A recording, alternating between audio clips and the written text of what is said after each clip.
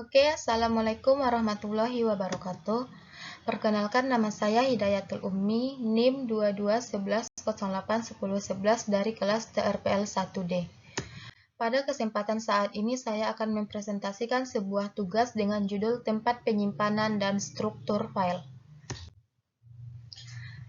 Hierarki struktur penyimpanan. Hierarki adalah urutan tingkatan atau jenjang jabatan atau yang disebut dengan pangkat kedudukan. Dengan arti lain, hierarki adalah organisasi dengan tingkat wewenang dari yang paling bawah menuju yang paling atas. Seperti yang kita lihat pada gambar berikut ini, ada cache, main memory, flash memory, magnetic disk, optical disk, serta magnetic tapes. Oke, cache itu sendiri yang dapat disusun berdasarkan kedekatannya dengan prosesor yang ada pada level 1, level 2, level 3, dan seterusnya. Memori cache dikelaskan ke dalam beberapa tingkatannya sendiri, seperti level 1, memiliki ukuran yang paling kecil di antara semua cache, kisaran puluhan kilobyte saja. Kecepatannya paling cepat di antara semua cache-cache yang ada. Kemudian level 2 memiliki ukuran yang lebih besar dibandingkan dengan cache level 1, yakni kisaran 64 KB, 256 KB, 512 KB, serta 1024 KB atau lebih besar dari itu. Selanjutnya yaitu level 3 memiliki ukuran yang lebih besar dibandingkan dengan cache level 2, yakni kisaran beberapa megabytes, tapi pergerakannya agak sedikit lambat. Yang nomor 2 adalah memori utama. Memiliki akses yang jauh lebih lambat dibandingkan dengan memori cache, dengan waktu akses hingga beberapa ratusan siklus CPU. Tetapi ukurannya mencapai ratusan gigabytes. Waktu akses pun kadang-kadang tidak seragam, khususnya dalam kasus mesin-mesin non-uniform memory access atau disebut dengan NUMA. Kemudian ada flash memory, magnetic disk, optical disk, serta magnetic tapes. Hierarki struktur penyimpanan. Yang pertama ada primary storage. Primary storage atau memori utama adalah komponen komputer yang menyimpan data, program, dan instruksi yang sedang dijalankan. Tempat penyimpanan ini media penyimpanan yang paling cepat tetapi tidak permanen. Jenis penyimpanannya adalah memory cache atau main memory. Selanjutnya ada secondary storage, adalah media penyimpanan data dalam jangka waktu selama mungkin sampai file yang dimaksud tidak dibutuhkan lagi oleh pengguna. Seperti secondary storage disebut juga dengan online storage, contohnya flash memory, magnetic disk, solid state disk. Kemudian yang selanjutnya ada tertiary storage, adalah level terendah dalam hierarki, tetapi data yang disimpan juga permanen dan kecepatan aksesnya sangatlah rendah. Tertiary storage disebut juga offline storage, contohnya magnetic tapes, optical storage seperti CD, DVD, dan Blu-ray. Mekanisme magnetic disk. Oke, yang seperti kita lihat pada gambar berikut ini, disk merupakan sebuah piringan bundar yang terbuat dari plastik atau logam yang dilapisi. Yang lapisannya ini dapat dimagnetisasi. Data yang masuk ke dalam disk akan direkam dan ditulis di dalam head. Head ini merupakan sebuah perangkat yang relatif sangat kecil yang dapat membaca dan menulis. Head sama besar dengan track yang ada. Head ini bersifat stasioner, sedangkan piringan disk akan berputar sesuai dengan kontrolnya. Sejumlah bit sama akan ditempati dalam sebuah track. Semakin ke dalam disknya, maka kerapatan disknya akan semakin besar. Data yang dikirim ke memori dalam berbentuk blok, yang umumnya bloknya lebih kecil daripada track yang ada. Blok-blok data disimpan di dalam sebuah disk yang akan disebut dengan sektor. Track biasanya terisi beberapa sektor, umumnya kisaran dari 10 sampai 100 sektor pada setiap tracknya. Kemudian mekanisme magnetic disk, ada yang namanya head. Pada setiap track memiliki kepala headnya sendiri. Sedangkan pada head bergerak, satu kepala head digunakan untuk beberapa track dalam satu muka disk. Pada head bergerak ini, menuju track yang diinginkan berdasarkan perintah dari disk atau drive-nya. Mekanisme read dan write magnetic. Data dicatat dan kemudian diambil dari disk melalui kumpulan yang disebut dengan head. Dalam banyak sistem terdapat dua head, yaitu head write dan write head. Selama operasi read dan write, head stasioner atau diam, sedangkan plater berputar di bawahnya. Mekanisme write, listrik mengalir sesuai kumpulan yang menghasilkan medan magnet. Pulsa listrik dikirim ke write head dan pola magnet yang dihasilkan direkam pada permukaan di bawahnya, dengan pola yang berbeda untuk arus positif dan negatifnya. Kemudian mekanisme read tradisional, medan magnet bergerak relatif terhadap sebuah kumpulan yang menghasilkan arus listrik di kumpulan. Setiap permukaan disk lewat di bawah head, maka menghasilkan arus polaritas yang sama seperti yang sudah direkam. Struktur dari head dan write untuk write dalam hal ini pada dasarnya sama dengan untuk write, dan oleh karena itu head yang sama dapat digunakan oleh keduanya.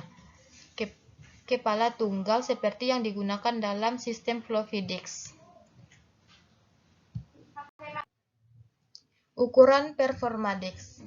Access time, waktu yang dihitung sejak perintah read dan write dikeluarkan sampai ketika proses transfer data dimulai, yang terdiri dari seek time, waktu yang diperlukan untuk memposisikan lengan pembaca cakram ke track yang diinginkan.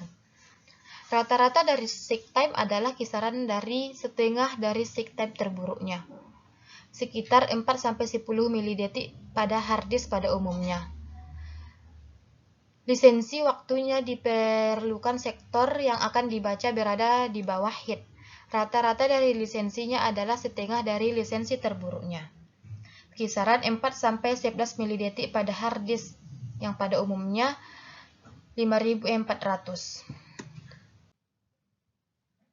Data transfer rate, waktu yang dibutuhkan sebuah data dapat diambil dari atau disimpan ke dalam disk, kisaran 25-100 MB per detik rate maksimalnya. Lebih rendah daripada track-track yang berada di sisi dalam. Beberapa disk dimungkinkan berada pada disk controller yang sama, sehingga kecepatan pada disk controller tersebut juga sangatlah penting.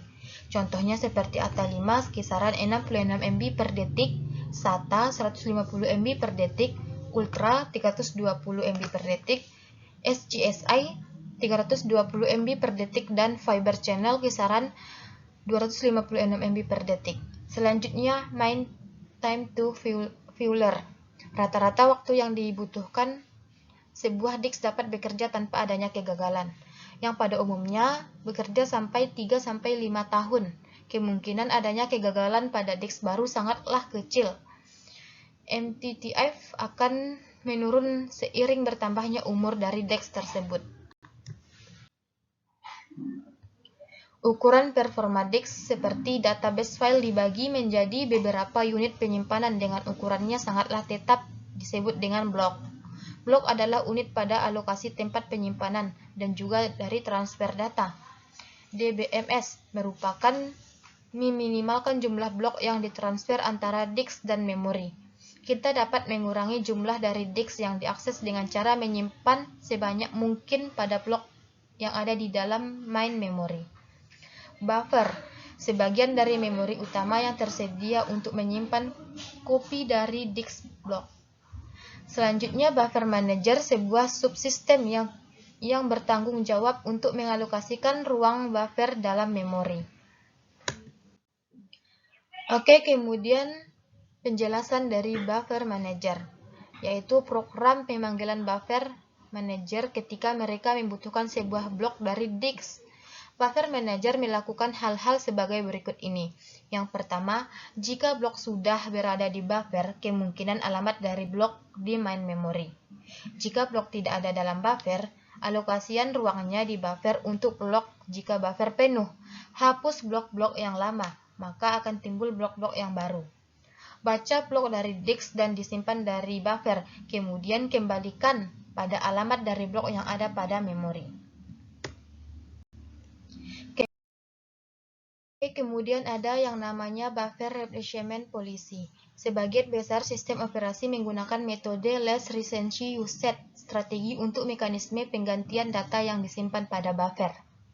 Less recency usage, jika space di buffer penuh, maka data yang lebih awal maka akan terlebih dahulu dihapus.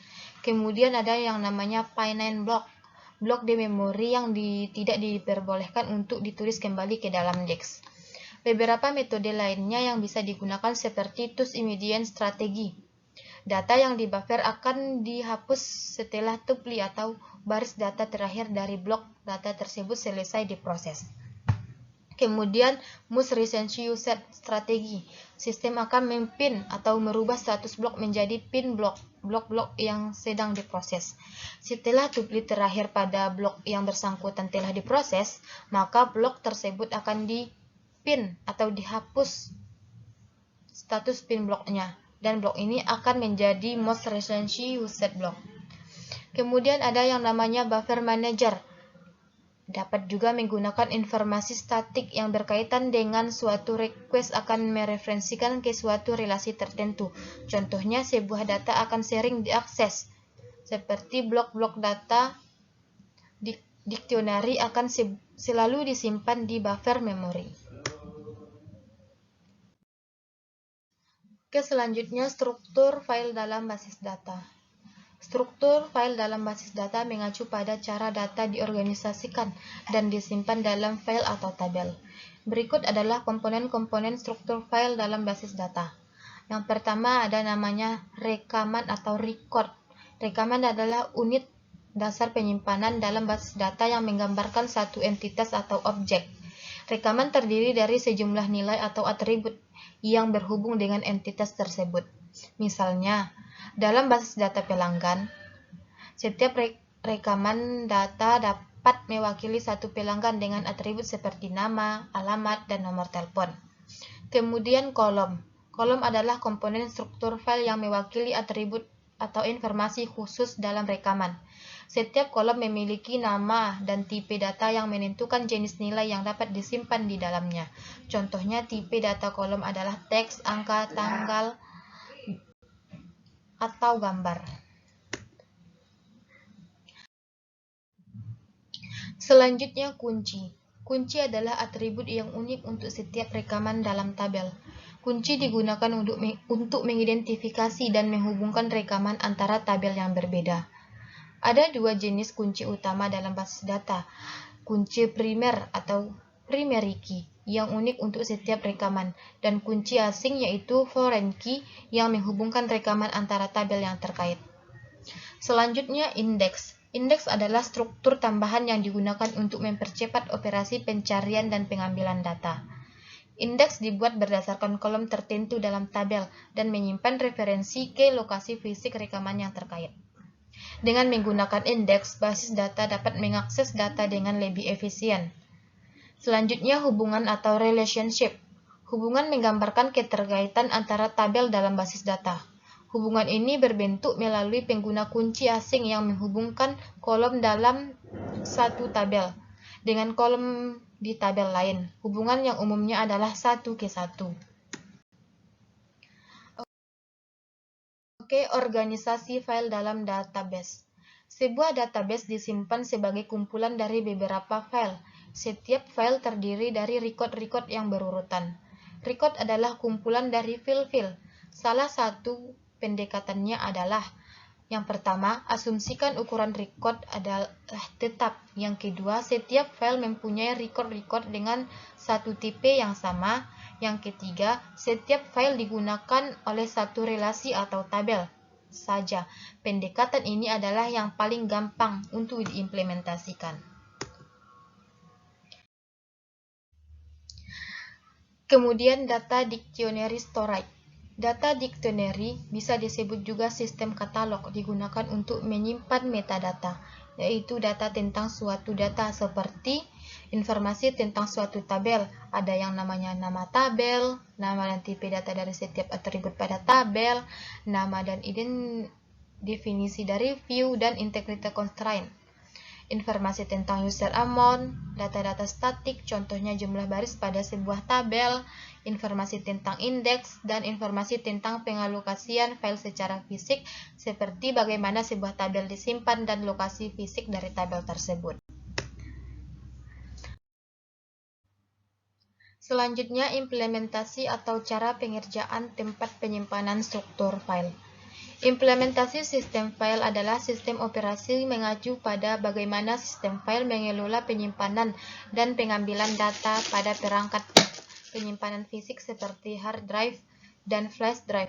Implementasi sistem file mencakup beberapa komponen antara lain. Yang pertama, struktur sistem file. Struktur sistem file mengacu pada bagaimana file dan direktori diatur dan disimpan pada perangkat penyimpanan fisik. Ini termasuk tata letak struktur data sistem file seperti struktur direktori, tabel alokasi file, dan inode. Yang kedua, alokasi file. Mekanisme alokasi file menentukan bagaimana file dialokasikan pada perangkat penyimpanan.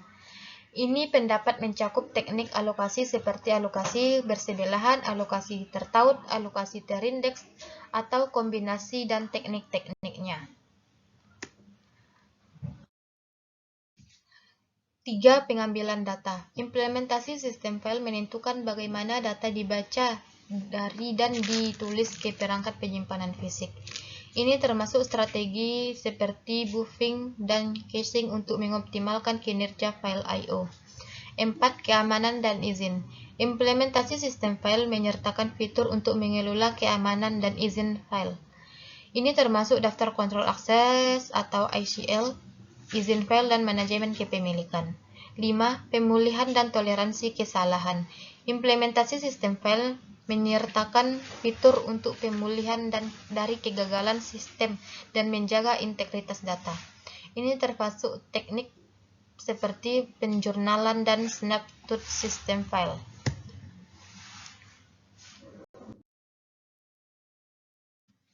Oke, yang terakhir kesimpulan. Kebutuhan akan memori utama saja tidak mencakupi, maka diperlukan peralatan tambahan untuk menyimpan data yang lebih besar dan dapat dibawa kemana-mana.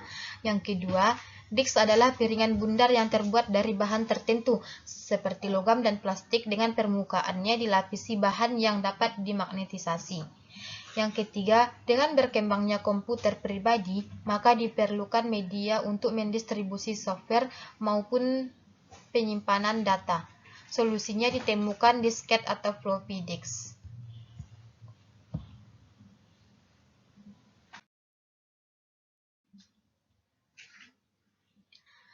Oke, daftar pustaka yaitu Shauki, tempat penyimpanan dan struktur file tahun 2022. Yang kedua, Alan L. Trapp, file organisasi dan processing, Johan Weil dan Son, tahun 1984, dan Bambang H. mempersiapkan dan akses pada sistem berkas, yaitu Informatika dari Bandung pada tahun 2000. Oke, sekian, terima kasih saya ucapkan. Jika ada salah kata, saya